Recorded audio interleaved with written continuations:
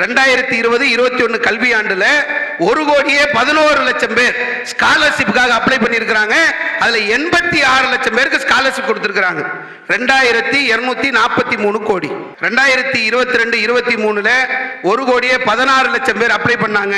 இப்போ வெறும் 18 லட்சம் பேர் 321 கோடி. 2,243 கோடியை நாங்க முதல்ல வாங்கறதுக்கு படிப்பறிவு இல்லாம, அந்த ஸ்காலர்ஷிப் எப்படி வாங்கணும்னு தெரியாம, அந்த ஸ்காலர்ஷிப் உடைய திட்டம் தெரியாம பணம் எல்லாம் திருப்பி அனுப்பப்பட்டு கொண்டிருந்த காலங்கள்லாம் போய் மக்களுக்கு விழிப்புணர்வு ஏற்படுத்தி ஸ்காலர்ஷிப் வாங்க வேண்டும் என்ற அந்த நிலையெல்லாம் மக்களிடத்தில் கொண்டு வந்து அதற்கான திட்டங்களை வகுத்து ஸ்காலர்ஷிப்பை வாங்கும் போது 2,243 கோடி 321 கோடியாக குறைந்து இந்த ஆண்டு அதுவும் இல்லை என்ற நிலையை உருவாக்கி இருக்கிறார். அஸ்ஸலாமு அலைக்கும் வரஹ்மத்துல்லாஹி வபரகாத்துஹு. அன்பார்ந்த சகோதரர்களே, சகோதரிகளே, பெரியோர்களே, தாய்மார்களே, இந்த நிகழ்ச்சியிலே மனிதம் காப்போம் என்ற தலைப்பில் என்னை உரை நிகழ்த்த சொல்லியிருக்கின்றார்கள். ஏன் இந்த தலைப்பு தேர்ந்தெடுக்கப்பட்டிருக்கிறது, இதற்கான காரணம் என்ன, நோக்கம் என்ன, நாம் வாழக்கூடிய இந்த தமிழகத்திலே முஸ்லிம்கள் குறித்து எவ்வாறு பிரச்சாரம் செய்யப்பட்டு கொண்டிருக்கிறது, முஸ்லிம்களுடைய நிலை இந்த தமிழகத்தில் எப்படி இருந்து கொண்டிருக்கிறது என்பதை நாம் எடுத்து பார்த்தோம் என்று சொன்னால், சினிமா படங்கள் மூலமாக காஷ்மீரிலே நடக்கக்கூடிய தீவிரவாதத்தையும் பாகிஸ்தானிலே நடக்கக்கூடிய தீவிரவாதத்தையும் முஸ்லிம்கள் மீது சுமத்தி பல திரைப்படங்கள் வெளிவந்திருக்கின்றது. பாம்பே, ரோஜா, விஸ்வரூபம், உன்னை போல் ஒருவன், ஹேராம், இப்படி ஒரு பெரிய பட்டியல் போய்கிட்டே இருக்கிறது. துப்பாக்கின்னு ஒரு படம் வெளியே வருகிறது. தமிழகத்திலே, இந்தியாவிலே வியாபாரம் செய்யக்கூடிய முஸ்லிம்கள், படிக்கக்கூடிய முஸ்லிம்கள் ஸ்லீப்பர் செல்களாக இருந்து கொண்டு தீவிரவாத செயல்களில் ஈடுபடுகிறார்கள் என்ற ஒரு கருத்துருவாக்கத்தை தமிழகத்திலே ஏற்படுத்தினார்கள். முஸ்லிம்கள் பல இடங்களில் போனால் அவர்களுக்கு வீடு கொடுப்பதில்லை. ஒரு ரயில் பயணத்தில் தாடி வைத்த ஒரு முஸ்லிம், புர்கா போட்ட ஒரு முஸ்லிம் வருகிறார்கள் என்று சொன்னால் அவர்களை வித்தியாசமாக பார்ப்பது என்ற ஒரு நிலை தொடர்ச்சியாக தமிழகத்திலே இது போன்ற நிலை இஸ்லாமியர்கள் மீது ஏற்படுத்தப்பட்டு கொண்டே வருகின்றது. பள்ளிக்கூடத்தில் பாடம் நடத்துகின்ற போது கூட தீவிரவாதி யார் என்ற படத்தை போடும்போது ஒரு முஸ்லிம், ஒரு தாடி வைத்தவர், ஒரு தலப்பா கட்டியவர் கையில துப்பாக்கி கொடுத்து இவர்தான் தீவிரவாதி என்று பாடம் நடத்தப்படுகிறது. இப்படி ஏற்கனவே முஸ்லிம்கள் மிகப்பெரிய வலியை, மிகப்பெரிய துன்பத்தை, மிகப்பெரிய கஷ்டங்களை, மிகப்பெரிய இன்னல்களை இந்த சமூகத்தில் அனுபவித்துக் கொண்டிருக்கக்கூடிய இந்த சூழ்நிலையில் பாசிச சக்திகள் தற்போது கையில் எடுத்திருக்கக்கூடிய ஆயுதம் என்னவென்று சொன்னால், இந்த தேசத்திற்கும் இஸ்லாமியர்களுக்கும் எந்த சம்பந்தமும் இல்லை, இவர்கள் பயங்கரவாதிகள், இவர்கள் தீவிரவாதிகள் என்று சொல்லி மக்களுக்கு மத்தியில் அவங்களுடைய உள்ளத்தை கீறி விஷத்தை தூவக்கூடிய ஒரு பணியை செய்து கொண்டிருக்கிறார்கள். காஷ்மீர் ஃபைல்ஸ் என்று சொல்லி ஒரு படத்தை எடுக்கிறாங்க. என்ன படம்? காஷ்மீரில் இருக்கக்கூடிய இந்து சாமியார்கள், பண்டிட்டுகள், இவர்களை காஷ்மீரில் உள்ள முஸ்லிம்கள் கொன்று குவிப்பது போன்ற ஒரு கற்பனை கதையை உருவாக்கி அந்த படத்தை பார்க்கக்கூடிய ஒவ்வொருவருடைய உள்ளத்திலும் வன்மத்தை ஏற்றக்கூடிய அளவிற்கு அந்த கதை தயாரிக்கப்பட்டு அந்த படம் வெளியிடப்படுகிறது. இதுக்கு அரசு ப்ரமோஷன் கொடுக்குது. நாட்டினுடைய பிரதமர் இதை எடுத்து பேசுகிறார். அரசு அலுவலர்களுக்கு விடுமுறை தரப்படுகிறது. நீங்க போய் எல்லாம் போய் படம் பார்த்துட்டு வாங்க காஷ்மீர் ஃபைல்ஸ் என்று சொல்லி அனுப்பக்கூடிய அளவிற்கு காஷ்மீர் ஃபைல்ஸ் என்ற ஒரு திரைப்படம் வெளிவருகிறது. கேரளா ஸ்டோரி என்று சொல்லி ஒரு திரைப்படத்தை எடுக்கிறார்கள். முஸ்லிம்கள் இந்து பெண்களை குறிவைத்து லவ் ஜிஹாத் என்று சொல்லக்கூடிய ஒரு முறையை பின்பற்றுகிறார்கள். இதன் மூலமாக அப்பாவி இந்து பெண்கள் ஏமாற்றப்படுகிறார்கள்.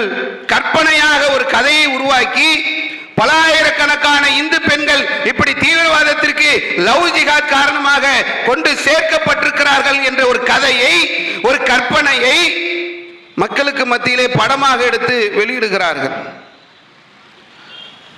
இப்படி அந்த வரிசைகள் தொடர்ந்து கொண்டே இருக்கிறது. நாதுராம் கோட்சே என்று சொல்லி ஒரு தமிழ் படம், திரைப்படத்துடைய பேரே நாதுராம் கோட்சே. நம்ம படிக்கும் போது நாதராம் கோட்சே என்பவன் ஒரு RSS காரன், இந்தியாவுடைய தேசத்தந்தை என்று போற்றப்பட்ட காந்தியை சுட்டு கொலை செய்த ஒரு கொலைகாரன், இப்படி படிச்சோம். அப்படியே மாற்றி நாதராம் கோட்சேவை ஹீரோவாக்கி இங்க இருக்கக்கூடிய முஸ்லிம்களை எல்லாம் வில்லன்களாக்கி அவர்களுக்கு மத்தியிலே பெரிய வெறுப்பை ஊற்றி இங்க இருக்கக்கூடிய பெரும்பான்மை சமுதாயத்துடைய உள்ளத்திலே விஷத்தை தூவக்கூடிய ஒரு வேலைதான் இந்த நாதராம் கோட்சே என்று சொல்லக்கூடிய இந்த திரைப்படம். இப்படி அந்த திரைப்படங்களுடைய வரிசையில் அடுத்து ராசாக்கர் இப்படி எடுத்துக்கிட்டே இருக்கிறாங்க படத்தை. ஹைதராபாத் நிஜாம் சுதந்திரம் அடைந்த பிறகு அவர் தனி சாம்ராஜ்யமாக இருந்தார். சுதந்திரத்திற்கு பிறகுதான் இந்தியாவில் இணைக்கப்பட்டது. வெள்ளையனுக்கும் ஹைதராபாத் நிஜாமுக்கும் பல சண்டைகள், போர்கள் நடந்தது. இதெல்லாம் வரலாறு. ராசாக்கர் படம் என்ன தெரியுமா சொல்லுது? அதனுடைய வசனங்கள் என்ன தெரியுமா சொல்லுது? அதை பார்க்கக்கூடிய ஒவ்வொரு இந்துவும், ஒவ்வொரு இந்து சகோதரனும் முஸ்லிம்கள் மீது மிகப்பெரிய ஒரு வெறியை கொள்ளக்கூடிய அளவிற்கு அதில் உள்ள வசனங்கள், கதையுடைய வடிவமைப்பு. அந்த ஹைதராபாத் நிஜாம் இந்துக்களை கொன்னாரு, மதம் மாற சொல்லி வற்புறுத்தினாரு, மிகப்பெரிய கொடுமைகளை நிகழ்த்தினார் என்று சொல்லி இல்லாத வரலாறை ஒரு கற்பனையை படமாக எடுத்து வெளியிட்டிருக்கக்கூடிய ஒரு நிலை அதிகமாகி கொண்டிருக்கிறது. யார் இந்த முஸ்லிம்கள்? ஏன் இங்கு மனிதம் காப்போம் என்ற தலைப்பு வழங்கப்பட்டிருக்கிறது? இவர்கள் தீவிரவாதிகளா? இவர்கள் பயங்கரவாதிகளா? இவர்கள் வெறுக்கப்படக்கூடியவர்களா என்பதை நாமும் அறிந்து கொள்ள வேண்டும். நம்முடைய தொப்புள் கொடி உறவுகளுக்கும் கொண்டு போய் சேர்க்க வேண்டும் என்பதற்காகத்தான் மனிதம் காப்போம் என்ற தலைப்பு தேர்ந்தெடுக்கப்பட்டிருக்கிறது. இஸ்லாமிய மார்க்கத்தை பற்றி சொல்லும் போது எப்படி சொல்கிறார்கள் என்று சொன்னால், இந்த மார்க்கம் வாளை காட்டி பரப்பப்பட்டது. முகலாயர்கள் ஆட்சி செய்கின்ற போது கட்டாயமாக எல்லோரும் மதம் மாற்றப்பட்டார்கள். கத்தி முனையிலே, வால் முனையிலே இந்த மார்க்கம் மக்களிடத்தில் கொண்டு போய் சேர்க்கப்பட்டிருக்கிறது என்ற ஒரு பொய்யான பிரச்சாரத்தை, ஒரு அவதூறை, வரலாற்றில் இல்லாத ஒரு சம்பவத்தை மக்களுக்கு இன்னைக்கு கொண்டு போய் சேர்ப்பதற்கு அவர்கள் முயற்சி செய்து கொண்டிருக்கிறார்கள். அதைத்தான் ராசாக்கர் படம் மூலமாக ஹைதராபாத் நிஜாம் செய்ததாக இப்ப உள்ள நுழைக்க ஆரம்பித்திருக்கிறார்கள். நம்மெல்லாம் இந்த இஸ்லாமிய மார்க்கத்தை ஏற்றுக்கொண்டிருக்கிறோமே, நம்ம யாருமே அரபு தேசத்திலிருந்து இறக்கப்பட்டவங்க கிடையாது. இந்த நாட்டில் பிறந்த இந்த மண்ணினுடைய மைந்தர்கள் நாம் ஏன் இஸ்லாமியர்களாக மாறினோம்? இந்த கொள்கையை ஏன் ஏற்றுக்கொண்டோம்? இந்த கொள்கையை ஏன் ஆற தழுவினோம் என்பது நம்முடைய தொப்புள் கொடி உறவுகளுக்கு தெரியாமல் மறைக்கப்பட்டு விடக் கூடாது. வாழை எடுத்துக்கிட்டு எல்லாரும் போய் மிரட்டி மிரட்டி வா இஸ்லாத்துக்கு வா, இஸ்லாத்துக்கு வா மிரட்டின மாதிரி ஒரு வரலாற்றை சித்தரிக்க பார்க்கிறார்கள். உண்மை வரலாறு என்ன தெரியுமா? அல்லாஹ்வுடைய தூதர் அவர்களுடைய பள்ளிவாசல்ல சுமாமா என்று சொல்லக்கூடிய ஒருத்தரை கைது செய்து கொண்டு வந்து கட்டி வைத்திருக்கிறார்கள். யார் இந்த சுமாமா? அல்லாஹ்வுடைய தூதருடைய தோழர்கள் அவருடைய பகுதிக்கு சென்றார்கள் என்று சொன்னால் அவர்களை அடித்து துன்புறுத்தக்கூடியவர், நபி தோழர்களை அடித்து கொலை செய்யக்கூடியவர், இஸ்லாமிய மார்க்கத்தின் மீது மிகப்பெரிய ஒரு வெறுப்பு சிந்தனையில் இருந்தவர் இந்த சுமாமா. பெரிய தொல்லைகளை எல்லாம் முஸ்லிம்களுக்கு கொடுத்த பிறகு அவர் கைது செய்து அவரை பள்ளிவாசலில் கட்டி வைத்திருக்கிறார்கள். அல்லாஹ்வுடைய தூதர் நபி ஸல்லல்லாஹு அலைஹி வஸல்லம் சுமாமா அவர்களிடத்தில் போய், என்ன சுமாமா, என்ன செய்தி அப்படின்னு சொல்லி சுமாமா கிட்ட கேட்கிறாங்க. அதுக்கு சுமாமா சொல்றாரு, நீங்க என்ன கொலை செய்ய வேண்டும் என்று சொன்னால், என்னை பழி தீர்க்க வேண்டும் என்று சொன்னால் அதற்கு தகுதியான ஆள் நான். என்ன நீங்க கொலை செய்யலாம், எனக்கு நீங்க மரண தண்டனை கூட கொடுக்கலாம். ஏன்? உங்களுக்கு நான் அவ்வளவு தொல்லை கொடுத்திருக்கிறேன், உங்களுடைய மக்களை நான் கொன்றிருக்கிறேன், நீங்கள் கொலை செய்வதற்கு தகுதியான ஆள் நான். என்னை நீங்கள் மன்னித்து விட்டீர்கள் என்று சொன்னால் உங்களுக்கு நான் நஷ்ட ஈடு தொகை தருவதற்கு தயாராக இருக்கிறேன் என்று சொல்லி சுமாமா சொல்றார். ஃபர்ஸ்ட் டே அல்லாஹ்வுடைய தூதர் கேட்டுட்டு அதை அவர் அப்படியே விட்டுட்டு தன்னுடைய இயல்பு வாழ்க்கைக்கு வந்துட்டாங்க. மறுநாள் திரும்ப வரும்போது நேரா சுமாமாவை போய் விசாரிக்கிறாங்க. என்ன சுமாமா? சுமாமா இரண்டாவது நாள் சொல்லுகிறார், என்னை நீங்கள் பழி தீர்க்க வேண்டும் என்று சொன்னால் அதற்கு தகுதியானவன் நான். அவ்வளவு அநியாயம், அவ்வளவு அக்கிரமம் பண்ணி இருக்கிறேன், பழி தீர்க்கலாம். நீங்கள் என்னை மன்னித்து விட்டீர்கள் என்று சொன்னால் உங்களுக்கு ஈட்டு தொகை தருகிறேன், உங்களுக்கு நான் நன்றி கடன் பட்டிருக்கிறேன் என்று சொல்லி இரண்டாவது நாள் சுமாமா சொல்றார். அல்லாஹ்வுடைய தூதர் தன்னுடைய இயல்பு வாழ்க்கைக்கு போயிட்டாங்க. யார தீவிரவாதி, யார பயங்கரவாதி, எந்த மார்க்கத்தை வாள் கொண்டு பரப்பப்பட்டது என்று சொல்கிறார்களோ அந்த மார்க்கத்தை எப்படிப்பட்ட வாழ்க்கைக்கு சொந்தக்காரர். சுமாமாவுடைய அந்த சம்பவத்தை எடுத்து படிக்கும் போது நமக்கு மெய் சிலிர்த்து போகுது. மூன்றாவது நாள் வந்து கேட்கிறார்கள் அல்லாஹ்வுடைய தூதர், என்ன சுமாமா? சுமாமா முதல் நாள் என்ன சொன்னாரோ, ரெண்டாவது நாள் என்ன சொன்னாரோ, அதே மூணாவது நாள் சொல்றாரு, நீங்க பழி தீர்க்கணுமா, கொலை பண்ணணுமா, என்ன கொலை செய்ய நான் தகுதியான ஆள் தான், கொலை செய்யலாம், என்னை மன்னிச்சு விட்டுட்டீங்கன்னா உங்களுக்கு நான் நஷ்டஈட்டு தொகை தரேன், நான் நன்றிக்கு உள்ளவனா இருப்பேன்றார். அல்லாஹ்வுடைய தூதர் அவரை அவிழ்த்து விட்டுருங்க, நஷ்டஈட்டு தொகையும் கேட்கல, ஒன்றும் கேட்கல, அவிழ்த்து விடுங்க போட்டோம். ஒரு இயல்பான ஒரு நிலை யோசிச்சு பாருங்க. சுமாமா இஸ்லாமியர்களுக்கு எதிரி, இஸ்லாமியர்களை கொன்று குவித்தவர், அவிழ்த்து விடப்பட்டிருக்கிறார். நேரா அவங்க ஊருக்கு போயிருக்கணும். யாரை கொண்டு வந்து எந்த பள்ளி, உங்க பள்ளிவாசல என்ன கட்டி வைப்பீங்களா, திரும்ப வா என் ஊர் பக்கம், உன்னை ஒரு கை பார்க்கிறேன் அப்படின்னு இருந்திருக்கணும்ல. சும்மாமா என்ன தெரியுமா செஞ்சாரு? பக்கத்தில் இருக்கக்கூடிய ஒரு பேரித்தம்பளம் தோட்டத்திற்கு செல்கிறார், குளிக்கிறார், தூய்மையாகிறார், மீண்டும் வருகிறார். அல்லாஹ்வுடைய தூதரிடத்தில் வந்து சொல்கிறார், இந்த உலகத்திலே எனக்கு வெறுப்புக்குரிய ஒரு கொள்கை இருந்தது என்று சொன்னால் அது இஸ்லாமிய மார்க்கம் தான். அவ்வளவு வெளியே அவதூறு, அவ்வளவு பிரச்சாரம், பொய்யும் எல்லாமே கலந்து பிரச்சாரம் செய்யப்பட்டிருக்கு. எனக்கு பிடிக்காத ஒரு கொள்கை இந்த இஸ்லாமிய மார்க்கம். ஆனால் இன்று எனக்கு பிடித்த கொள்கை இந்த உலகத்தில் இருக்கிறது என்று சொன்னால் அது இந்த இஸ்லாம் தான். இந்த உலகத்தில் எனக்கு பிடிக்காத ஒரு நபர் என்று சொன்னால் முகம்மது ஆகிய நீங்கள் தான். முகம்மது பிடிக்காது, ஏதோ குழப்பம் பண்ண வந்தவர், மக்களுக்கு மத்தியில மார்க்கம் பேசுகிறோம் என்ற பேர்ல பிரிவினை ஏற்படுத்தியவர் என்றெல்லாம் வெளியில் பேசப்பட்டு கொண்டிருக்கிறது. ஆனால் இன்றைய தினம் இந்த உலகத்தில் நான் அதிகம் நேசிக்கக்கூடியது உங்களைத்தான் என்று சொல்லி சுமாமா தன்னை முஸ்லீமாக மாற்றிக்கொண்டார். எங்க வந்தது வாளு, எங்க வந்தது மிரட்டல்? ஒரு நாட்டினுடைய அதிபராக இருந்தவர், ஆட்சியாளராக இருந்தவர் தன்னை முஸ்லீமாக மாற்றிக்கொள்வதற்கு இஸ்லாமியருடைய அந்த வாழ்வு காரணமாக இருந்தது.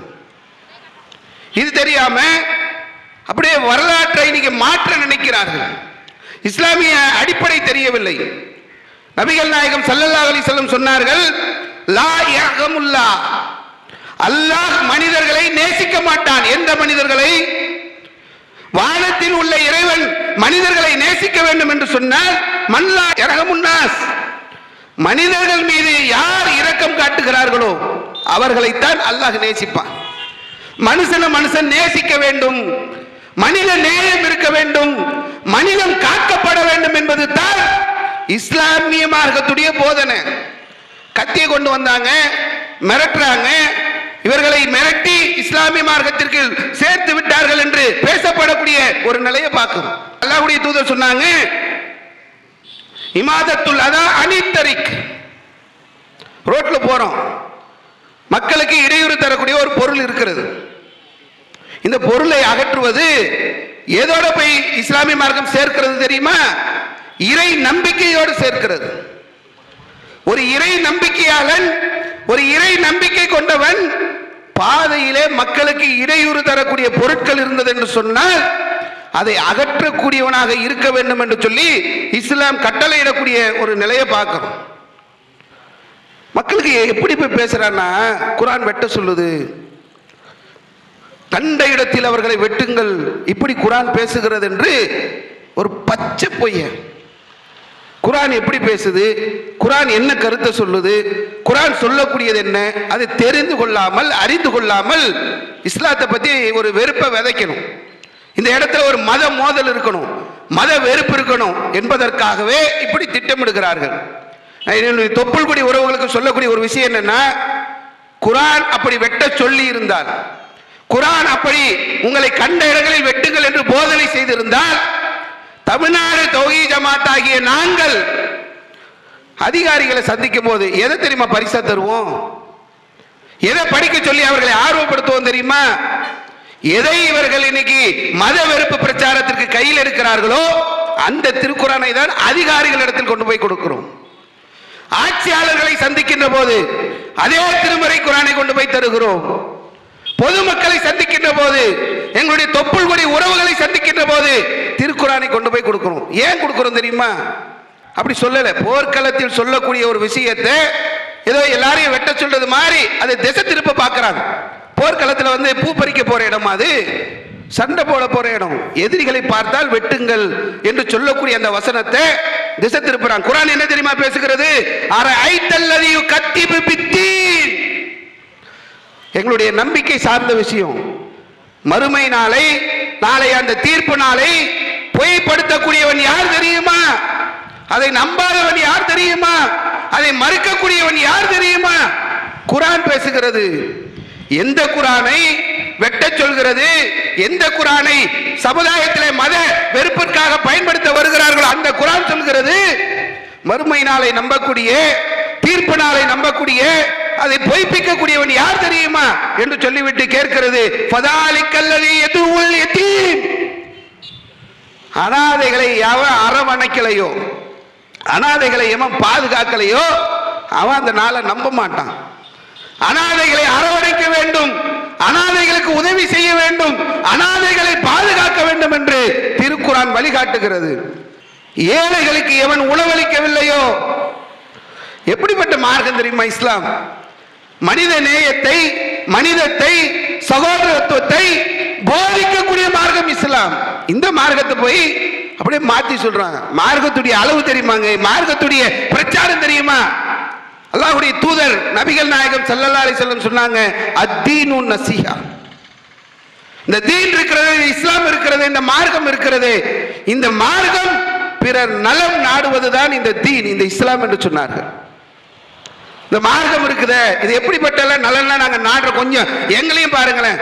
ஏதோ குர்ஆன்ல இருக்கு, குர்ஆன் மட்டும் தான் அப்படி இருக்கு, நடக்கிறதுக்கு முஸ்லிம்களே இல்ல, நலம் நாடக்கூடியவர்களே இல்ல அப்படின்ற நிலையா? இந்த ஆம்புலன்ஸ் அர்ப்பணிப்பு நிகழ்ச்சி வச்சிருக்கிறோம். எதுக்கு ஆம்புலன்ஸ்?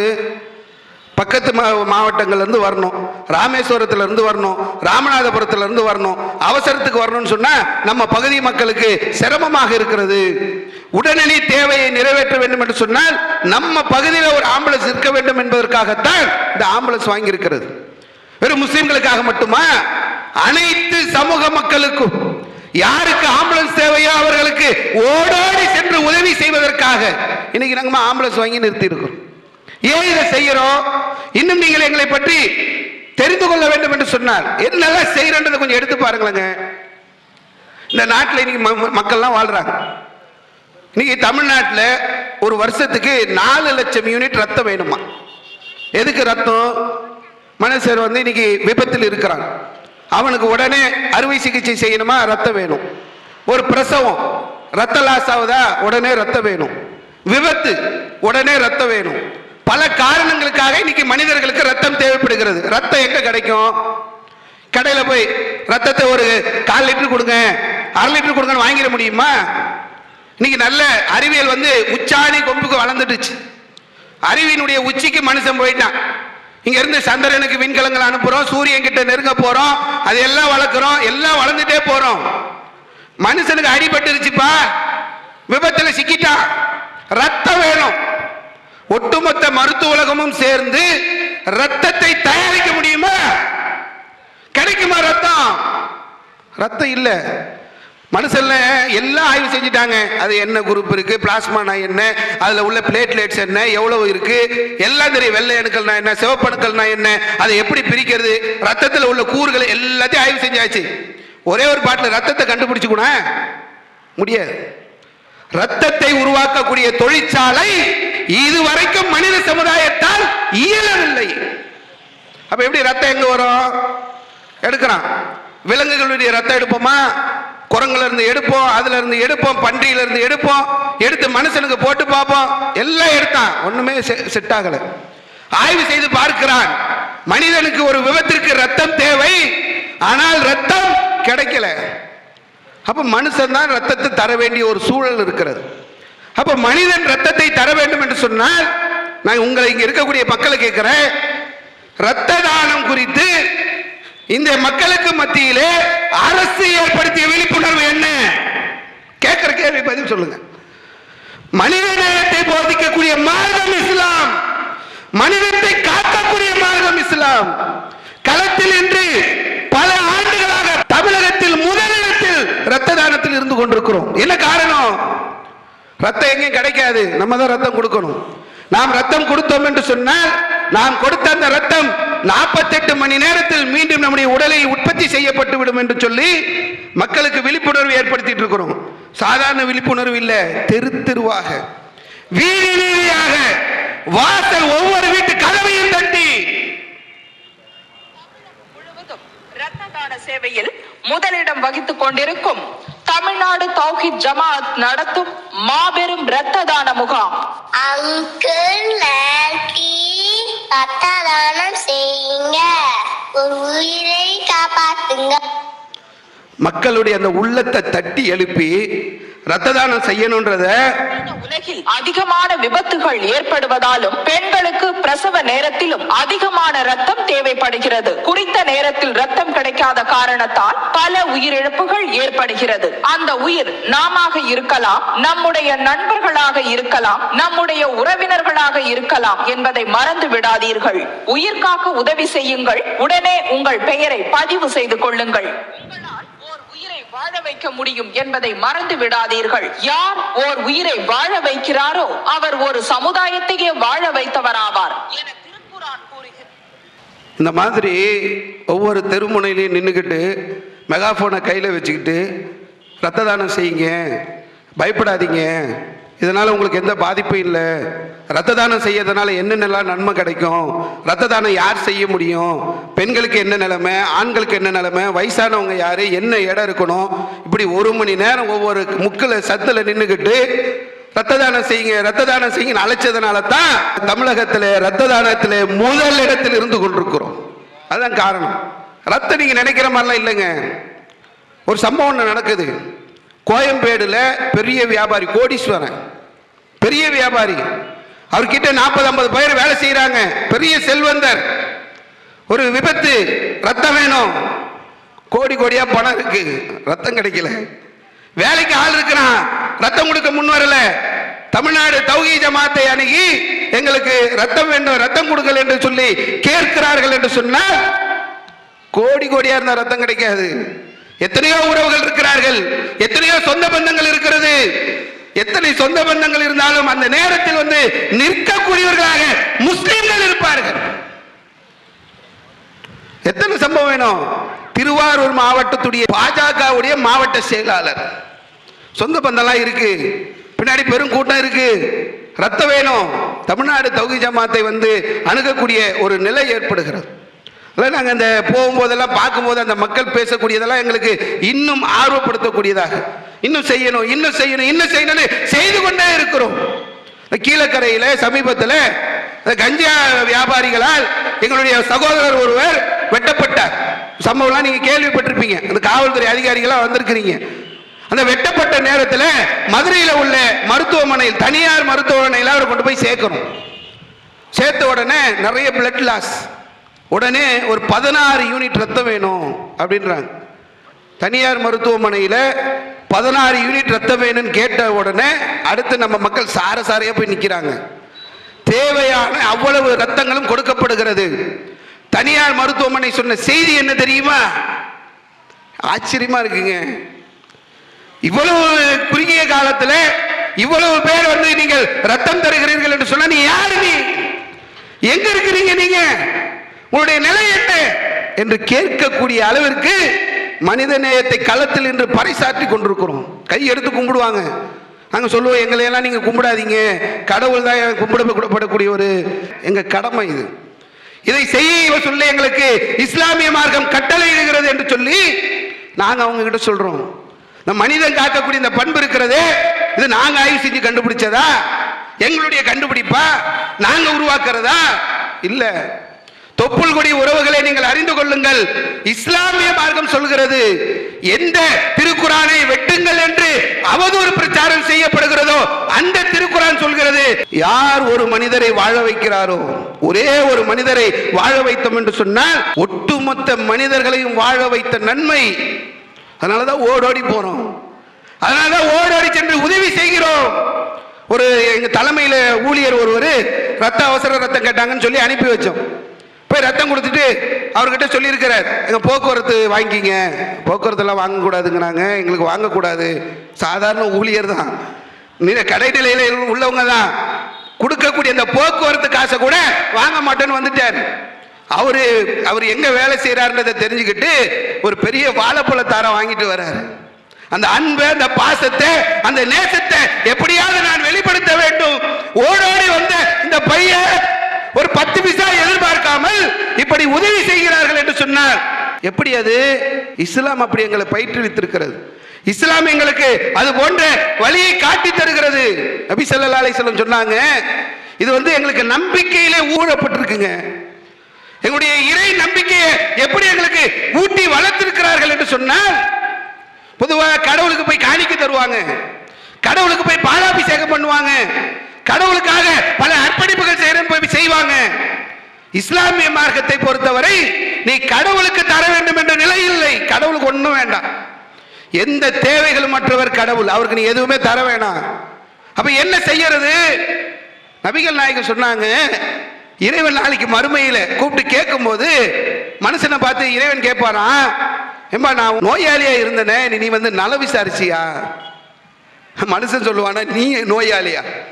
நோய்க்கு நிவாரணம் தரக்கூடியவன் நீ தான் எல்லாத்துக்கும் சக்தியாளன், எல்லாத்தையும் படைத்தவன் நீ, உனக்கு நோயா என்று கேட்கின்ற போது இறைவன் சொல்லுவான், என்னுடைய இன்ன அடியான் நோயாளியாக இருந்தானே, அவனை நீ விசாரிச்சியா? நான் பசி என்று வந்தேனே, எனக்கு நீ உணவளித்தாயா? இறைவன் கேட்பான், உனக்கு உணவா?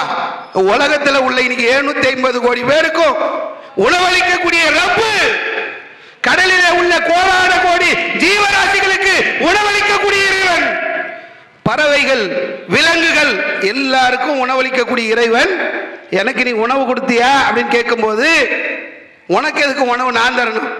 ஒரு அடியான் பசியோடு இருந்தானே, அவனுக்கு உணவு கொடுத்தியா?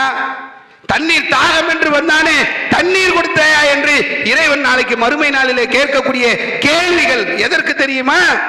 இந்த உலகத்திலே வாழும்போது மனிதர்களுக்கு மனிதர்கள் உதவி செய்ய வேண்டும், மனித நேயத்தோடு வாழ வேண்டும், மனிதம் காக்கப்பட வேண்டும் என்பதற்காகத்தான் இது போன்ற உபதேசங்களை இஸ்லாம் சொல்கிறது. அதனாலதான் எல்லாத்தையும் கையில் எடுக்கிறோம். போதைக்கு எதிரான பிரச்சாரம் என்ன காரணம்? போதையை எதிர்க்கிறோம். போதைக்கு எதிரான பிரச்சாரத்தில் ஏன் களத்தில் இருக்கிறோம்? மனுஷனுக்கு மனுஷன் உதவி செய்யணும், மனிதம் காக்கப்பட வேண்டும், மனித நேயம் வளர்க்கப்பட வேண்டும் என்பதற்காகத்தான் கையில எடுக்கிறோம். பொதுவா நீ இந்த போதர்கள்ங்க, இந்த கஞ்சா அடிக்கிற பசங்கிட்ட எல்லாம் போய் கேட்டோம்னா அவன் என்ன சொல்றான்னா, எவ்வளவு சுகமா இருக்கும் தெரியுமா? உனக்கு என்ன தெரியும்? கஞ்சா அடிக்கிறவனை இப்படி வளர்க்கறான். கஞ்சா அடிச்சான்னாக்கா அப்படியே ஏதோ உல்லாச உலகத்தில் இருக்கிற மாதிரி, அப்படியே அந்த சொகுசான ஒரு வாழ்க்கை இருக்கிற மாதிரி அவன் அதை கற்பனை செஞ்சுக்கிட்டு வாழ்ந்துட்டு இருக்கிறான். கஞ்சா அடித்த உடனே அப்படியே அவனுக்கு ஒரு வானத்தில் அப்படியே மிதக்கிற மாதிரி ஒரு சுகம் இருக்குது போல. உடனே அதை நாங்கள் எடுக்கிறோம், கையில் எடுத்துட்டு போயிட்டு இருக்கிறான். இஸ்லாம் என்ன சொல்லுதுன்னா, போதை பொருளை முழுமையாக ஒழிக்கக்கூடிய மார்க்கம் இஸ்லாம்.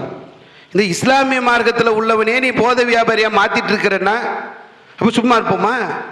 அந்த போதைக்கு எதிராக நாங்கள் களத்தில் இறங்கி பிரச்சாரம் செய்து கொண்டிருக்கிறோம். எந்த அளவுக்கு இன்னைக்கு வளர்ந்துட்டு இருக்குதுன்னா, கல்லூரிகளில் கஞ்சா கிடைக்கின்ற ஒரு நிலை இருந்துச்சுங்க, இப்ப மாறி பள்ளிக்கூடத்தில் கஞ்சா விற்பனையா. எவ்வளவு மோசமா போகுது. அரசு கண்மூடி இருக்கிறதா தெரியல, அரசுக்கு தெரியல. அவன் டாஸ்மாக் கடையை வச்சு அந்த சாராய வியாபாரம் பண்றாங்கல்ல, அதனால இந்த போதையுடைய பாதிப்பு தெரியுதா இல்லையான்னு தெரியல. பள்ளிக்கூட மாணவர்களுக்கு இன்னைக்கு கஞ்சா சப்ளை செய்யப்படுகிறது. இன்ஸ்டாகிராம்ல விற்கிறான் கஞ்சாவை. கஞ்சா என்ன மளிகை பொருளா? அது என்ன ஸ்டேஷனரி ஐட்டமா? இன்ஸ்டாகிராம்ல கஞ்சா விற்பனை. மளிகை கடையில மிளகா அந்த மூட்டைக்குள்ள 2 கஞ்சா போட்டலாம். பிபிசி காரன் போய் கஞ்சாவை நான் எப்படியாவது வாங்கிட்டு வரேன்னு ஒரு ரிப்போர்ட்டர் சவால் விட்டுட்டு ஒரு மளிகை கடையில போய் 2 கஞ்சா பாக்கெட்டை வாங்கிட்டு வராரு, மிளகாவுடைய அந்த மூட்டைக்குள்ள இருந்து. அப்ப அரசு என்ன செய்யுது? இரும்பு கரம் கொண்டு அரசு இதை தடுக்காவிட்டால் இந்த மக்கள் நாசமாவார்கள். நாங்க பிரச்சாரம் பண்ணுவோம், போதைக்கு எதிராக இந்த போதை மக்களிடத்தில் வந்துவிடக்கூடாது என்பதற்காக எங்களுடைய பிரச்சாரம் தொடர்ந்துகிட்டே இருக்கும். இங்க வந்திருக்கிறாங்க மக்கள், சின்ன சிகரெட்டு கூட நமக்கு அது ஹராம் என்று இந்த மக்களை பக்குவப்படுத்தி இருக்கிறோம். சாராயம் குடிக்காத சமுதாயத்தை உருவாக்கி கொண்டிருக்கிறோம். கஞ்சா இல்லாத இளைஞர்களை நாங்கள் உருவாக்குவோம். வந்திருக்கக்கூடிய இளைஞர்களை எல்லாம் அப்படித்தான் உருவாக்குவோம். நாங்க அரசு இதை கவனத்தில் கொண்டு இந்த கஞ்சா விஷயத்திலிருந்து இதை தடுக்கணும். அரசு நினைச்சாதான் இதை ஒடுக்க முடியும். அவனுக்கு தான் தெரியும் எங்க விற்கிறான், யார் விற்கிறா, அதனுடைய பின்புலம் என்ன, எங்க இருந்து வருது எல்லாம் தெரிஞ்சு நீங்கள் கண்மூடி மௌனமாக இருந்தீர்கள் என்று சொன்னால் தமிழ்நாடு தௌஹீத் ஜமாத் சும்மா இருக்காது. அரசுக்கு நெருக்கடி கொடுக்கக்கூடிய அடுத்த வேலைகளை நாங்க என்ன பண்ணுவோம், கையில் எடுப்போம். வெட்டுங்க, இவங்களெல்லாம் நாசமாக்குங்கன்னு சொல்லி இஸ்லாம் சொல்லுதுன்னு ஒரு பிரச்சாரம் செய்யப்படுது. இது கொஞ்சமாவது உண்மை இருக்காங்க? அதாவது ஒரு ஆட்சியாளராக முஹம்மது நபி ஸல்லல்லாஹு அலைஹி வஸல்லம் இருந்தாங்க. இஸ்லாம் எல்லாருக்குமே வழிகாட்டக்கூடிய ஒரு மார்க்கம். எப்படியெல்லாம் வழிகாட்டி போய் சென்று இருக்கிறார்கள் என்று சொன்னால் உலகத்தில் இல்லை யதார்த்தத்தோட இஸ்லாத்தை சேர்த்து பாருங்களேன். இன்னைக்கு உக்ரைன் மேல ரஷ்யா போர் தொடுத்திருக்கிறான். உக்ரைனுக்கு பின்னாடி ஐரோப்பிய நாடுகள் இருக்கிறது. அந்த தைரியத்தில் அவன் ரஷ்யாவை எதிர்க்கிறான். ஐரோப்பிய நாடுகள் தங்களிடத்தில் ஆயுத பலம் இருக்கிறது என்பதற்காக உக்ரைனுக்கு சப்போர்ட் பண்றான்.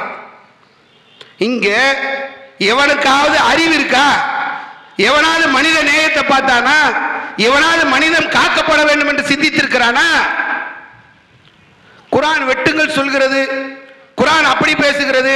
போர்க்களத்தில் பேசக்கூடிய விஷயத்தை எடுத்துட்டு வந்தல்ல, போர்க்களங்களை பற்றி இஸ்லாம் குர்ஆன் என்ன சொல்கிறது எடுத்து படிங்க. இன்னைக்கு இஸ்ரேல்ல போர் என்ற பெயரில் பாலஸ்தீனத்தில் உள்ள அப்பாவின் மக்களை கொன்று குவித்துக் கொண்டிருக்கிறானே. வெட்டுங்கள் கொல்லுங்கள் சொல்லி இஸ்லாம் குர்ஆன் சொல்லுதுன்னு சொன்னீங்களே, குர்ஆன் என்ன தெரியுமா சொல்லுது? போர் செய்வதாக இருந்தால் அமைதியை நிலைநாட்டுவதற்காகத்தான் போர் செய்ய வேண்டும். குர்ஆன் வசனம் பேசுகிறது. குர்ஆன் சொல்லுகிறது, சண்டைக்கு யார் உன்னிடத்தில் சண்டைக்கு வருகிறார்களோ அவர்களிடத்தில் தான் நீ போர் புரியணும். எப்படிப்பட்ட ஒரு போர் நெறி இந்த இஸ்லாம் வகுத்து தருகிறது தெரியுமா? ஒருவன் சமாதானத்திற்கு வந்து விட்டான் என்று சொன்னால் அவனிடத்தில் நீங்கள் சண்டை செய்யக்கூடாது, அவனிடத்தில் போர் புரியக்கூடாது. உங்களிடத்தில் ஒருவன் அடைக்கலம் தேடி வந்து விட்டான் என்று சொன்னால் அவனுக்கு நீங்கள் அடைக்கலம் எதிரியாக கூட சரி. ஒரு போர் நெறிமுறையை இந்த உலகத்திற்கு தந்தவர்கள் அல்லாஹ்வுடைய தூதர். இஸ்லாமிய மார்க்கம் அழகான வழிகாட்டுதல்களை இந்த மார்க்கம் இந்த மக்களுக்கு தருகிறது. படைபலத்தை பெருக்க சொல்லுது. எதுக்கு தெரியுமா? அதை பார்த்து அடுத்த வந்து நம்மளை தாக்க கூடாது என்பதற்காக படைபலத்தை பெருக்கிக் கொள்ளுங்கள் என்று வழிகாட்டுகிறது குர்ஆன். அல்லாஹ்வுடைய தூதர் சொன்னாங்க, போருக்கு போறீங்க, போர்க்களத்தில் இருக்கிறீங்க, பெண்கள் வந்தால் பெண்களை கொலை செய்யாதீர்கள், குழந்தைகள் வந்தால் சிறுவர்கள் வந்தால் சிறுவர்களை கொலை செய்யாதீர்கள், மத குருமார்கள் வந்தால் மத குருமார்களை கொலை செய்யாதீர்கள். எவன் கூட சண்டை போடணுமோ அவன் யார் என்பதை அந்த இலக்கை அல்லாஹ்வுடைய தூதர் காட்டி தர. வெட்டுங்கள்னா யாரை வெட்ட சொல்லுச்சு குர்ஆன்? எந்த இடத்தில் வெட்ட சொல்லுச்சு? இதை மாற்றி மறைத்து விட்டு உலகத்தில் யாருமே போர் நெறியை மனித நாகரிகம் வளர்ந்து கல்வி வளர்ந்து அறிவு வளர்ந்து எல்லாம் வளர்ந்துருச்சு. இன்னைக்கு கூட பின்பற்றாத போர் நெறிமுறைகளை 1400 வருஷத்துக்கு முன்னாடி கல்வி அறிவு இல்லாத படிப்பறிவு இல்லாத நாகரிகம் வளராத காலத்திலேயே இஸ்லாம் சொல்கிறது என்று சொன்னால் இங்க வந்து மனிதநேயம் எல்லாம் போயிருச்சா? இங்க மதவெறி இருக்கா? இங்க மனிதன் செத்து போய் விட்டதா என்பதை வந்து நம்ம சிந்தித்து பார்க்கணும். இந்த மார்க்கம் என்ன சொல்லுதுன்னா, தீவிரவாதி பயங்கரவாதி முஸ்லீம்க்கு ஒரு பேரை சுமத்துனீங்கன்னா, இஸ்லாமியருடைய படத்தை வரைந்து அவர் கையில் கொடுத்து துப்பாக்கி கொடுத்தீங்கன்னா, தெளிவா ஒரு விஷயத்தை சொல்ற, நோட் பண்ணிக்கிங்க. ஒரு முஸ்லீம் தீவிரவாதியாக இருக்க முடியாது. ஒரு தீவிரவாதி கட்டாயமாக முஸ்லீமாக இருக்க முடியாது. ஒருத்தர் தீவிரவாதியா, அவன் தாலிபான், அவன் ஐஏஎஸ், அவன் அல் கொய்தா, அவன் ஜெய்ஷே முகமது எதிலையாவது இருக்கட்டும், ஒருவன் தீவிரவாதி என்று சொன்னால் அவன் முஸ்லிம் இல்லை. ஒருவன் முஸ்லிமாக இருந்தான் என்று சொன்னால் அவன் தீவிரவாதி இல்லை. நாங்க சொல்லல, குர்ஆன் பேசுகிறது. குர்ஆன் சொல்கிறது, மன் கத்தல நஃப்ஸன், யார் ஒருவன் ஒரு உயிரை அநியாயமாக கொலை செய்கிறானோ ஃபகஅன்னமா கத்தலன்னாஸ ஜமீஆ, ஒரு உயிரை அநியாயமாக கொலை செய்தால் ஒட்டுமொத்த மனித சமுதாயத்தையும் கொலை செய்ததற்குரிய பாவம் அவனுக்கு உண்டு. இப்படிப்பட்ட மார்க்கத்தில் இருக்கக்கூடிய எங்களை தீவிரவாதி பயங்கரவாதி அது இது என்று சொல்லி பேசக்கூடிய ஒரு நிலையை பார்க்கணும். அப்ப குண்டெல்லாம் வெடிக்குத, பல இடங்களில் குண்டு வெடிச்சிருக்குல்ல. இப்போ முஸ்லீம்கள் நீங்க தீவிரவாதிகள் இல்லைன்னா, முஸ்லீம்கள் பயங்கரவாதி இல்லைன்னா ஏன்பா குண்டு வெடிச்சது? குண்டு வெடிப்புக்கு யார் காரணம்? குண்டு வெடிச்சதுக்கு என்ன சொல்ல போறீங்க என்று கேள்வியை கேட்டீர்கள் என்று சொன்னால், ஒரு சில உதாரணங்களை சொல்றேன், நோட் பண்ணிக்கிங்க. வந்திருக்கக்கூடிய அதிகாரிகள், என்னுடைய தொப்புள் குடி உறவுகள் நோட் பண்ணி வச்சுக்கோங்க. யஷ்வந்த் சிண்டே என்று சொல்லக்கூடிய ஒரு RSS காரர், 25 வருஷமா RSSல பணிபுரிஞ்சவர். RSSல எங்களை கூட்டு போய் காஷ்மீர்ல எங்களுக்கு ஆயுத பயிற்சி கொடுத்தாங்க. வெடிகுண்டு தயாரிப்பது எப்படி என்று சொல்லிக் கொடுத்தார்கள். பல வெடிகுண்டுகளுக்கு எங்களை அழைத்து சென்றார்கள் என்று கோர்ட்ல வந்து அபிடேவிட் போட்டிருக்காரு. யாரு? முஸ்லீம் இல்லை, ஆர்எஸ்எஸ் சார்ந்த யஸ்வந்த் சிண்டே ஆர்எஸ்எஸ் 25 ஆண்டு காலங்கள் உறுப்பினராக வேலை செய்து கொண்டிருந்தவர். எப்படி வந்தது குண்டு? காஷ்மீர்ல கூட்டு போய் காஷ்மீர்ல பண்டிட்டுகளை முஸ்லீம்கள் கொலை பண்ணாங்கன்றீங்க. அங்க பயிற்சி நடக்குது. பயிற்சி கொடுக்கக்கூடியது யார்? பயிற்சி பெறக்கூடியது யார்? குண்டு வைத்தது யார்? குண்டு தயாரிப்பது யார்? சில செய்திகளை சொல்ற, நோட் பண்ணீங்க. த ஹிந்து பத்திரிகையில 11/11/2008 அன்னைக்கு வந்து செய்தி நீங்க எடுத்து பார்க்கலாம். அதாவது குண்டு தயாரிக்கும் போது கண்ணூர்ல 2 பேர் குண்டு வெடிப்புல இறந்துட்டாங்க. குண்டு செஞ்சுக்கிட்டே இருக்கிறான், அந்த செய்யற நேரத்தில் 2 பேர் இறந்துட்டான். 2 பேர் யார் தெரியுமா? இறந்த 2 பேரும் நான் சொல்லல, த ஹிந்து சொல்கிறது. பாஜகவுடைய தொண்டர்கள் 2 பேர். 2008 வந்தது. 20/8/2016 இந்தியா டுடேல வந்த ஒரு செய்தி. கேரளா கண்ணூர்ல பாஜக காரங்க தொடர் குண்டு தயாரிக்கும் பொழுது குண்டு வெடித்து இறந்து விட்டார்கள். அதே மாதிரி டிஎன்ஏ இந்தியா 24/8/2008 கான்பூரில் குண்டு வெடித்து ஆர்எஸ்எஸ் உடைய 2 பேர் பலி, பயன்படுத்தக்கூடிய ரசாயன பொருட்கள் அங்கு கண்டுபிடிக்கப்பட்டிருக்கிறது அப்படின்னு சொல்லி டிஎன்ஏ இந்தியால வந்திருக்கு. இந்துஸ்தான் டைம்ஸ் 19/9/2015 மத்திய பிரதேசத்தில் உள்ள கண்டவா என்று சொல்லக்கூடிய இடத்துல பாஜக தலைவருடைய ஒரு தோழருடைய வீட்டில் இருந்து 276 ஜெலட்டின் குச்சி, தீக்குச்சி இல்ல, சாதா மூங்கில் குச்சி இல்ல, ஜெலட்டின் குச்சி, வெடி பொருட்களுக்காக பயன்படுத்தக்கூடிய 276 ஜெலட்டின் குச்சிகள் கைப்பற்றப்பட்டிருக்கிறது. நான் சொல்லல, இந்துஸ்தான் டைம்ஸ்ல வந்திருக்கக்கூடிய செய்தி. 12/9/2014 கேரளாவில் குண்டு தயாரிக்க உட்படும் போது ஆர்எஸ்எஸ் சார்ந்த ஒருவர் பயங்கர காயங்களோடு உயிர் தப்பி இருக்கிறார்.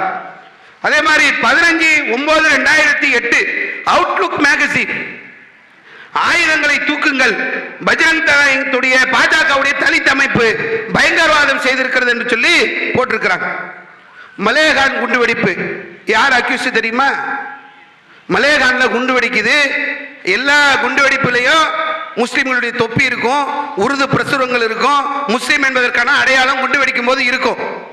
கற்கரே என்று சொல்லக்கூடிய ஒரு அதிகாரி இந்த குண்டு வெடிப்புக்கு பின்னாடி யார் இருக்கிறார்கள் என்பதை எல்லாம் ஆய்வு செய்துவிட்டு A1 அக்யூஸ்ட், முதல் குற்றவாளியாக அவர் பதிவு செய்தது பிராக்யா சிங் தாக்கூர் என்று சொல்லக்கூடிய பெண் சாமியார். இன்னைக்கு பாராளுமன்றத்துடைய உறுப்பினராக இருந்தவங்க இப்போ தேர்தல் வந்துருச்சு, அடுத்த நிலைமை தெரியல. யார் இவங்க? பாஜகவில் முக்கிய பொறுப்புல பாராளுமன்றத்துடைய அவையில் கூட்டு போய் அமர வைத்திருக்கிறீர்கள். மலேகான் குண்டு வெடிப்புடைய முதல் குற்றவாளி கண்டுபிடிச்ச ஏமன் கற்கரே இன்னைக்கு உயிரோட இல்லை. அது வேற வரலாறு, அதுக்குள்ள நம்ம போக வேணாம். சம்ஜோதா ரயில் குண்டு, இந்த குண்டு வெடிப்பில் ஈடுபட்ட சாமியார் அசீமானந்த் அவரே ஒப்புதல் வாக்குமூலம் கொடுத்திருக்கிறார்.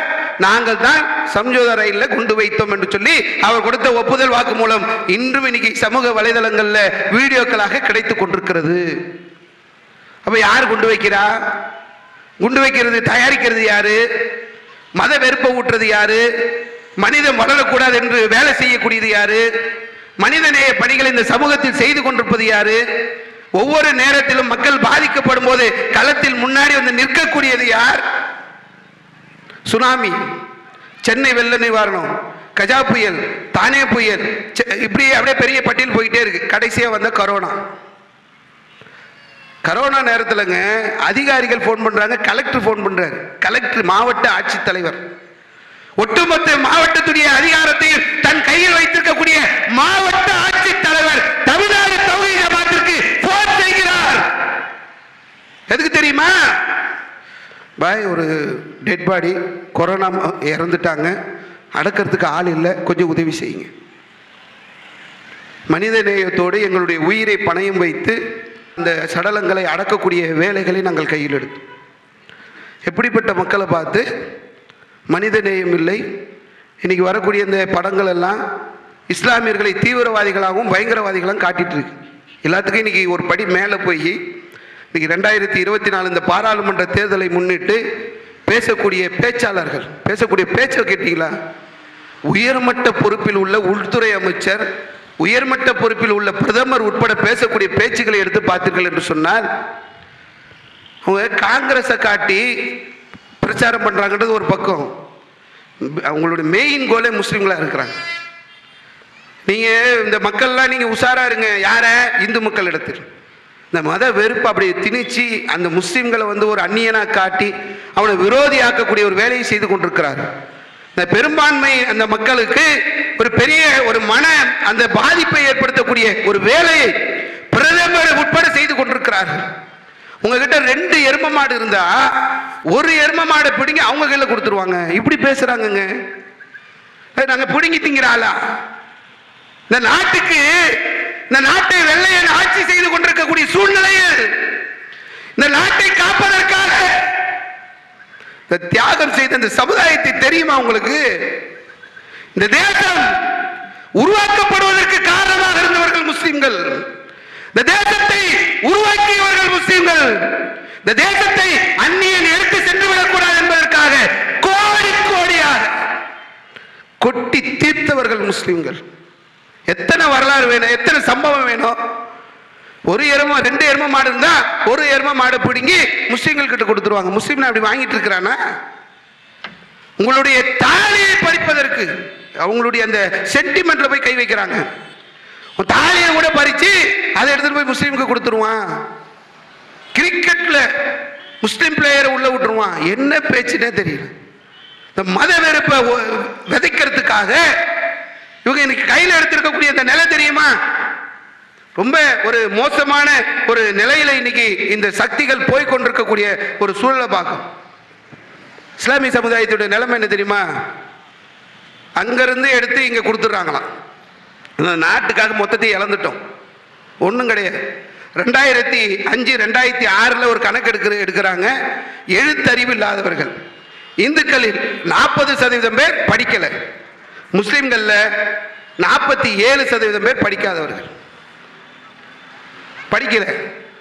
இந்த நாட்டுக்காக எங்களுடைய உயர்கல்வி பொறுப்பெல்லாம் தூக்கி போட்டிருக்கிறோம். காகிதம் இல்லது அழகிய வரலாறு. படிக்க மாட்டேன்னு தூக்கி போட்டு வந்தாரு. எவ்வளவு அரசு வேலைகளை தூக்கி போட்டோம் தெரியுமா? எவ்வளவு அரசு பதவிகளை தூக்கி போட்டு தெரியுமா? காந்தி ஒத்துழையாமை இயக்கம் என்று நடத்துகின்ற போது வெள்ளையனுக்கு ஒத்துழைக்க கூடாது என்று சொல்லி அத்தனையும் தூக்கி வீசி விட்டு வந்த சமுதாயம் கல்வியிலே பின்தங்கி நிற்கிறோம். ராஜேந்திர சச்சார், ரங்கநாத் மிஸ்ரா இவர்களை வைத்து இந்திய அரசு ஆய்வு செய்கிறது. ஆய்வு செய்துவிட்டு முஸ்லிமுடைய நிலையை பற்றி அவர்கள் சொல்கிறார்கள். முஸ்லிமுடைய நிலை இந்தியாவில் எப்படி இருக்கிறது என்று சொன்னால், பழங்குடியின மக்களை விட மலைவாழ் மக்களை விட, மலைவாழ் மக்கள் தெரியுமா, பஸ் வசதி இருக்காது, ஹாஸ்பிட்டல் வசதி இருக்காது, பள்ளிக்கூட வசதி இருக்காது, சுகாதாரம் எதுவுமே இல்லாத அந்த மக்களை விட கீழே முஸ்லிம்கள் இருக்கிறார்கள். இப்படி இருக்கக்கூடிய முஸ்லிம்கள் இந்த நாடு, இந்த தேசம் செஞ்சது என்ன தெரியுமா? ஃப்ரீ மெட்ரிக் ஸ்காலர்ஷிப் 1ஆவதுல இருந்து 10ஆவது வரைக்கும் காங்கிரஸ் கவர்மெண்ட் கொடுத்துன்னு இருந்துச்சு. இப்ப பிஜேபி கவர்மெண்ட் மூடிடுச்சு. போஸ்ட் மெட்ரிக் ஸ்காலர்ஷிப் 11ஆவதுல இருந்து டிகிரி படிக்கிறது முடியாயிடுச்சு. 144 கோடி ஊழல் நடந்திருக்குதான். அதை வெரிபிகேஷன் பண்ண போறேன்னு இப்ப கிடப்புல போட்டு வச்சிருக்கிறாங்க. சிறுபான்மை பெண் குழந்தைகள் படித்த ஹஜ்ரத் மஹால் ஸ்காலர்ஷிப் நிறுத்தியாச்சு. உயர்கல்விக்காக இருந்த அபுல் கலாம் ஆசாத்துடைய அந்த ஸ்காலர்ஷிப் நிறுத்தப்பட்டிருச்சு. வெளிநாட்டில் சென்று அங்கு படிக்கக்கூடிய மாணவர்களுக்கு அந்த வட்டி இல்லாம கொடுத்த அந்த கடன் நிறுத்தப்பட்டுருச்சு. நீங்க ஒரு சின்ன விஷயம் சொல்றேன் கேளுங்களேன். சிறுபான்மை சமுதாயத்தை சேர்ந்தவங்க 2021-22 1,11,00,000 பேர் ஸ்காலர்ஷிப்புக்காக அப்ளை பண்ணியிருக்காங்க. 2020-21 கல்வியாண்டுல 1,11,00,000 பேர் ஸ்காலர்ஷிப்புக்காக அப்ளை பண்ணியிருக்கிறாங்க. அதுல 86 லட்சம் பேருக்கு ஸ்காலர்ஷிப் கொடுத்திருக்கிறாங்க. 2,243 கோடி ஸ்காலர்ஷிப் கொடுத்தாங்கல்ல. 2022-23 1,16,00,000 பேர் அப்ளை பண்ணாங்க. அப்ப 86 லட்சம் பேருக்கு கொடுத்தாங்க. இப்போ வெறும் 18 லட்சம் பேருக்கு 321 கோடி. 2,243 கோடியை நாங்கள் முதல்ல வாங்கறதுக்கு படிப்பறிவு இல்லாம, அந்த ஸ்காலர்ஷிப் எப்படி வாங்கணும்னு தெரியாம, அந்த ஸ்காலர்ஷிப்புடைய திட்டம் தெரியாம பணம் எல்லாம் திருப்பி அனுப்பப்பட்டு கொண்டிருந்த காலங்கள்லாம் போய் மக்களுக்கு விழிப்புணர்வு ஏற்படுத்தி ஸ்காலர்ஷிப் வாங்க வேண்டும் என்ற அந்த நிலையெல்லாம் மக்களிடத்தில் கொண்டு வந்து அதற்கான திட்டங்களை வகுத்து ஸ்காலர்ஷிப்பை வாங்கும் போது 2,243 கோடி 321 கோடியாக குறைந்து இந்த ஆண்டு அதுவும் இல்லை என்ற நிலையை உருவாக்கி இருக்கிறார். இதில் நம்ம குறிப்பிட்டு சொல்ல வேண்டிய ஒரு முக்கியமான விஷயம் என்னன்னா, இவங்க ஏதோ சிறுபான்மை சமுதாயத்தை குறிவைக்கிறாங்க. இதுல முஸ்லிம்கள் பாதிக்கப்படுறோம், மாற்று கருத்து கிடையாது. முஸ்லிம்கள் மட்டும்தான் பாதிக்கப்படுகிறார்கள் என்று சொல்லி ஒட்டுமொத்த அந்த மனித சமூகமும் நினைத்து கொண்டிருக்கிறது. எல்லாரும் பாதிக்கப்படுவீங்க. பெட்ரோல் விலையேற்றம் முஸ்லிம்க்கு மட்டும் பாதிப்பா? டீசல் விலையேற்றம் முஸ்லிம்க்கு மட்டும் பாதிப்பா? கேஸ் விலையேற்றம் முஸ்லிம்களுக்கு மட்டும் பாதிப்பா? 15 லட்சம் வங்கி அக்கௌண்ட்ல போடுவாங்க, முஸ்லிம்களை விட்டுருங்க, இந்துக்களுக்காவது போட்டாங்களா? 2 கோடி வேலை வாய்ப்பு வாங்கி தருவாங்க, நீங்க இங்க விட்டுருங்க, அங்க வாங்கிட்டீங்களா? ஊழல் லிஸ்ட போட்டோன்னா அப்படி போய்கிட்டே இருக்கிறது, நேரம் இல்லை. இன்னைக்கு பாஜக செய்யக்கூடிய அந்த ஊழல்கள், இன்னைக்கு அவங்க செய்யக்கூடியது, முஸ்லிம்கள் வந்து அங்க உள்ள இருந்து இங்க வந்துட்டான், நிறைய பிள்ளைய பெத்துக்கிட்டான், எல்லாம் பொய்ய சொல்லி மக்களுடைய மண்டையில இன்னைக்கு மசாலா அரைச்சிட்டு இருக்கிறான். அதாவது இன்னைக்கு பாஜக ஒரு அதானி வந்து எங்கேயோ இருந்தவரை இன்னைக்கு கூட்டு வந்து உலக கோடீஸ்வரர்ல 2வது இடத்துல கொண்டு வந்து நிக்க வச்சுட்டான். ஒட்டுமொத்த இந்தியர்களையும் சுரண்டி பணம் எங்க போதுன்றத பெரும்பான்மை மக்கள் புரிந்து கொள்ள வேண்டும். மதத்தால் மனிதனை கூறு போட நினைக்கிறார்கள், நீங்கள் மயங்கி விடாதீர்கள். எது வளர்ந்து கொண்டிருக்கிறது என்று சொன்னால், ஏதோ நம்மளாம் வளர்ந்துருவோம், தேசம் வளர்ந்து வல்லரசு ஆயிருமானாக்க கிடையவே கிடையாது. பாஜக வளர்கிறது.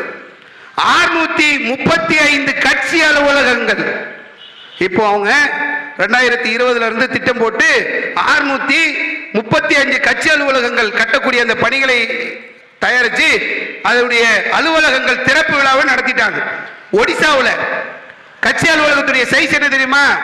பாஜக ஊழல் இல்லாத கட்சி, கரைப்படாத கைக்கு சொந்தக்காரர்கள், ஏழை தாயின் பிள்ளைகள், நாங்க அப்படி நாங்க இப்படின்னு வட சொல்றாங்கல்ல, அந்த கட்சியுடைய இன்றைய நிலை என்னவென்று சொன்னால், ஒடிசாவில் 10,000 ஸ்கொயர் ஃபீட்ல பாஜகவுக்கு ஆபீஸ். 10,000 ஸ்கொயர் ஃபீட்ல. டெல்லியில 1,70,000 ஸ்கொயர் ஃபீட் ஒரு ஆபீஸ். 1,70,000 ஸ்கொயர் ஃபீட் எவ்வளவு பிரம்மாண்டமா இருக்கு தெரியுமா? குர்கான்ல 1,00,000 ஸ்கொயர் ஃபீட்ல ஆபீஸ். எப்படி கட்டுறாங்கன்னா, கவுஹாத்தியில ஆபீஸ் கட்டி இருக்கிறாங்க, 25 கோடி ரூபாய் ஒரு ஆபீஸ் கட்டுறதுக்கு. 25 கோடி. போபால்ல ஒரு ஆபீஸ் கட்டி இருக்கிறாங்க, 100 கோடி. 100 கோடினா தெரியுதா? நம்ம வீடு கட்டுறதுக்கு 10 லட்சம் இருந்தா போதும். நம்ம வீட்டில் நம்ம ஏரியாவிலே நல்ல பிரம்மாண்டமான பங்களானாக்கா அது 1 கோடி ரூபாய் கட்டியிருப்பாங்க. 100 கோடியில போபால்ல வந்து ஆபீஸ் கட்டி இருக்கிறாங்க. கணக்கு காட்டுற வருமானம் என்ன தெரியுமா? 2014 இருந்து 23 வரைக்கும் 14,663 ரூபாய் இல்ல, லட்சம் இல்ல, கோடி. 14,000 கணக்குல காட்டினது. இது இல்லாம பிளாக் தனியா இருக்குது. ஒரு புள்ளி விவரம் ஒண்ணு இருக்கு. சென்டர் ஃபார் மீடியா ஸ்டடீஸ் அப்படின்னு சொல்லக்கூடிய ஒரு நிறுவனம் ஆய்வு செய்கிறார்கள். ஆய்வு செய்துவிட்டு சொல்கிறார்கள், 2019 ஆண்டு நடந்த பாராளுமன்ற தேர்தலில் பாஜக செய்த செலவு 27,000 கோடி. இந்தியாவை இணைக்கிறதுக்கு ஆறுகளை இணைக்கிற திட்டம் என்னென்னவோ திட்டம்லாம் இருக்கு. 27,000 கோடி இருந்ததுன்னா இந்த தேசத்தை எந்த நிலவுக்கு உயர்த்தலாம் தெரியுமா? வெறும் 2019 தேர்தலுக்கு மட்டும் பாஜக செய்த செலவு 27,000 கோடி. அப்புறம் சட்டமன்ற தேர்தல் உள்ள போனா பாராளுமன்றத்துக்கு இவ்வளவுனா 4,123 சட்டமன்ற தொகுதி இருக்கிறது. இதெல்லாம் புள்ளி வரும் டேட்டாவெல்லாம் எடுத்து பேசினாக்கா தலை சுத்தி கீழே நிக்க விழ வேண்டியதுதான். ஏன்னா 444 எம்எல்ஏ வந்து காசு கொடுத்து வாங்கியிருக்காங்க, ஜெயிக்கல. வேறொரு கட்சியில இருந்தவங்க நீங்க இந்த குறுகிய காலத்துல ஒரு 4-5 வருஷத்துல எடுத்தீங்கன்னா 444 எம்எல்ஏ கட்சி தாவி வந்திருக்கிறான். கட்சி தாவி வர்றதுக்கு ரேட் என்ன தெரியுமா? அரவிந்த் கெஜ்ரிவால் சொல்றாரு, எங்க கட்சியில உள்ள எம்எல்ஏக்கு விலை பேசினாங்க 25 கோடி. 444 × 25 போடுங்க. இது மட்டும் போட்டுறாதீங்க, இருங்க. கோவாவில் கட்சி மாறியவர்களுக்கு கொடுக்கப்பட்ட பணம் 40 கோடி. சித்தராமையா அவருடைய கட்சியில இருந்த எம்எல்ஏக்கு விலை பேசின தொகையை சொல்றாரு 50 கோடி. தெலுங்கானாவில் பிஆர்எஸ் அவங்க சொல்றாங்க எங்க கட்சி எம்எல்ஏக்கு 100 கோடி பேசினாங்க. தெரியுதா? இந்த நாட்டுடைய இந்த தேசம் எந்த நிலைக்கு போய்கொண்டிருக்கிறது? இந்த நாட்டு மக்களுக்கு மத்தியில் இந்த மத வெறுப்பை ஊட்டி, மதத்தில் அடிப்படையில் மக்களை பிரித்து இந்த நாட்டை நாசமாக்கி எந்த நிலைக்கு அவர்கள் போய் கொண்டிருக்கிறார்கள் என்பதை நம்ம எடுத்து பார்த்தோம் என்று சொன்னால் நிறைய இந்த பட்டியல் போடலாம் நினைச்சேன், நேரம் இல்லை. பொதுமக்கள் பெரிய பாதிப்புகளை இந்த நாட்டில் சந்தித்துக் கொண்டிருக்கிறார்கள். அந்த சந்திப்புகளை எல்லாம் அவங்க வந்து அதுக்கு உணரணும். நீங்கள் மனிதன் காக்கப்பட வேண்டும், மனிதநேயம் விதைக்கப்பட வேண்டும்.